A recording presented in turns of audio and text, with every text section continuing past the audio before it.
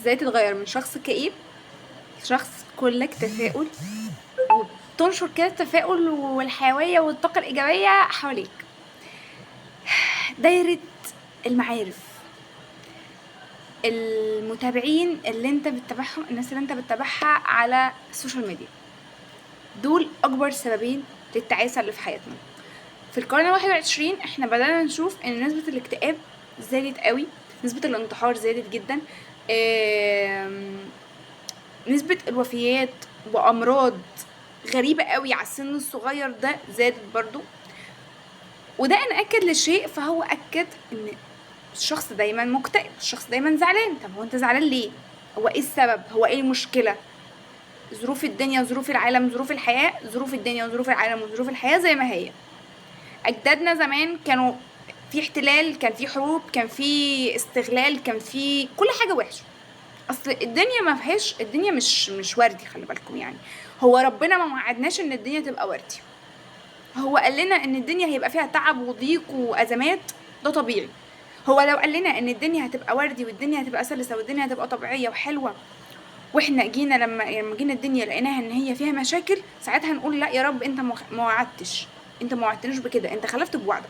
لكن هو وعدنا ان الدنيا هيبقى فيها مشاكل، فالمشاكل والتعب وكل الحوارات دي كده كده موجودة، دي كده كده امر طبيعي، عشان احنا كده كده لما بنتوجع قوي بنروح له. فهو عايز ده، هو عايزنا ان نروح له دايما. تمام، فاحنا كده كده متفقين على الجزء ده. طيب امال ايه المشكله؟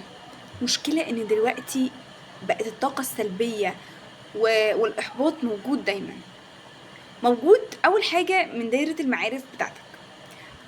اكتر 5 اشخاص قريبين منك هم اكتر 5 اشخاص هيأثروا على حياتك. لو انت عايز تبقى شخص مثقف، ادخل جوه دايره مثقفين. لو انت عايز تبقى شخص ناجح، ادخل جوه دايرة ناجحين. لو انت عايز تبقى شخص ثري، ادخل جوه دايرة اثرياء. لو انت عايز تبقى شخص فاشل، ادخل جوه دايرة فاشلين. بسيطة قوي. طب ده بيأثر؟ بيأثر جدا على فكرة. انا جه عليا وقت وما زال لحد دلوقتي بعمل كده، لما بلاقي ان حد في حياتي ممكن يحبطني او يرجعني خطوة لورا، لا استوب، انا اللي هرجع لورا وابعد. طب انا بكرهه؟ لا انا ما بكرهش حد، انا بطبيعتي ما بكرهش حد، بس انا بتجنب التصرف، انا بتجنب الاحباط. انا ما بحبش الاحباط. انا حد يعني الحمد لله، الحمد لله ربنا عطيني طاقه ايجابيه دايما. ده مش معناه ان انا ما بتعبش، ما بنهارش، ما بعيطش، لا على فكره انا بعيط كتير قوي وبنهار وكل الكلام الجميل ده، بس عشان اطلع اي طاقه سلبيه، عشان اجدد طاقتي الايجابيه واعرف اكمل. فانا حتى ما بحبش ان انا انشر اي طاقه سلبيه حواليا، وما بحبش ان انا اخدها من حد. فاللي هو انت هتديني طاقه سلبيه، لا ستوب، انا عناية ليك في اي خدمه، بس مش هخليك تاثر على حياتي. فهم الناس لما بدات ان انا اعمل كده، بدات ان انا اركز، بدات اقرب من ناس ناجحه، بدات اتعلم، بدات ان انا اغير الناس اللي انا بتابعها على السوشيال ميديا. انا دلوقتي السوشيال ميديا بتاعتي حتى لو انا قعدت وقت على السوشيال ميديا فانا بستفاد. ابسط الاستفادات ان انا ممكن اعرف تكنيك جديد للتصوير، اعرف كتب جديده اقراها، اعرف تلخيص كتاب كان كبير عليا او ما كنتش حاطاه في البلان ليست دلوقتي ان انا اقراه، بس عرفت تلخيصه مؤقتا لحد ما يجي الوقت واقراه. اعرف معلومات جديده في الطب، في الاحياء، في الهندسه، في علم النفس، في تطوير الذات، في اللايف كوتش، في اي حاجه في الدنيا.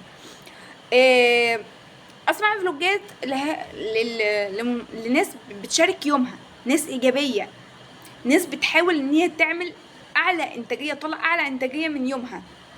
تمام، انا مقتنعه ان ده مش يومهم الطبيعي ومش يومهم الدايم، بس انا برضو فاهمه ان الناس دي بتحاول زي ما انا بحاول. تمام، بتابع ناس بتديني طاقه ايجابيه عشان اكمل، بتشاور لي على عيوبي عشان اصلحها، بتديني تطوير في شخصيتي، في عقليتي، في طريقه تفكيري، في ازاي اطور الكونتكت بتاعي، في كل حاجه. لما بدات ان انا اغير الناس دي عندي من على السوشيال ميديا، بدات طريقه تفكيري تتغير.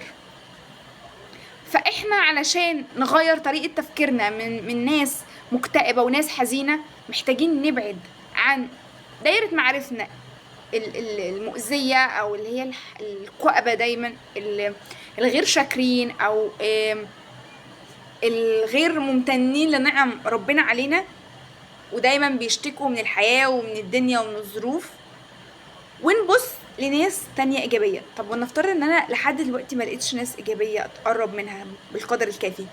عادي انك تبقى لوحدك على فكرة، عادي جدا انك تبقى لوحدك. وفي الفيديو الجاي انا هتكلم عن انك ازاي تبقى لوحدك. انا قعدت فترة طويلة قوي لوحدي على فكرة، وكنت مبسوطة جدا، وما زال لحد دلوقتي اكتر وقت بحبه ان انا ابقى لوحدي. انا بستمتع جدا وانا لوحدي. ده مش معناه ان انا حد انطوائي او حد مكتئب والكلام ده، لا على فكرة، بس انا خلقت حياة جوه حياتي وانا لوحدي. يعني وانا لوحدي بتبسط، وانا قاعده بقرا، وانا قاعده بتعلم، وانا قاعده بطور من نفسي، وانا قاعده بصور كونتنت، وانا قاعده بشوف مشكله عندي المفروض تتحل ازاي، وانا قاعده بطور من عقليتي. بص، انا لو استفدت بكلمه واحده وانا قاعده لوحدي زي الفل على قلبي. فبجد عادي انك تبقى لوحدك، مش على فكره مش هتتضر، بالعكس هتستفاد. انا كنت زمان بخاف ان انا ابقى لوحدي، بس لا، مع العلم ان انا من زمان وانا لوحدي، بس كنت متخيله ان انا لا مش لوحدي، انا حواليا ناس كتير بقى والكلام ده، بس لا، اكتشفت بعد كده ان انا الناس دي كانت بتأذيني ما بتفيدنيش، فبالتالي في داهيه. اتعلمت ان انا استغنى عن اي حد يأثر على حياتي، لان انا حياتي عايشها مره واحده مش عايشها مرتين، فالمفروض ان انا استفاد بكل لحظه فيها. انتوا مدركين؟ يعني حياتك انت المسؤول عنها، مسؤول عن تغييرها في كل شيء، مسؤول عن تغيير الناس اللي في حياتك، مسؤول عن تغيير الناس اللي انت بتتابعهم، مسؤول عن تغيير طريقة تفكيرك، مسؤول عن تغيير الكلام اللي انت بتقوله. انت لو كل يوم الصبح بتقول الحمد لله، نشكرك يا رب، الحمد لله ان انا موجود، الحمد لله ان انت لسه مديني فرصة ان انا اقدم توبة وارجع لك، الحمد لله ان انت خليلي اهلي، الحمد لله ان انت مبارك في صحتي، الحمد لله الحمد لله الحمد لله. بص تلاقي نفسك الله الحمد لله. في سلبيات في الحياة ما نقدرش نتغاضى عنها، في سلبيات، بس ده الطبيعي، احنا محتاجين نفهم ان ده الطبيعي. الحياة مش وردي يا جماعة، مش كل الناس اللي حوالينا حياتهم وردي، لا ده طبيعي. الحياة طبيعي جدا تبقى مرهقة، الحياة طبيعي جدا تبقى متعبة، الحياة طبيعي جدا ان هي تبقى بتمسح بينا الارض. ما هو انت مش هتطول حاجة غير لما تمسح بيك الارض، خلي بالك. معلش انا كبسنت ما وصلتش للمرحلة اللي انا فيها دي غير لما تمسح بيها الارض. فلانة اللي بقت دكتورة في مجال معين ما وصلش للمرحلة دي غير لما تمسح بيها الارض. اللي بياخد جايزة نوبل في حاجة معينة ما بيوصلهاش غير لما تمسح بالارض. التاجر ما بيبقاش تاجر ومالي مركزه ووكل السوق غير لما تمسح بالارض من صبي. فدي الحياة، ما تستناش حاجة غير كده، واللي عشمك بحاجة غير كده فهو مغفل، وانت مغفل انك سمعت منه الكلام.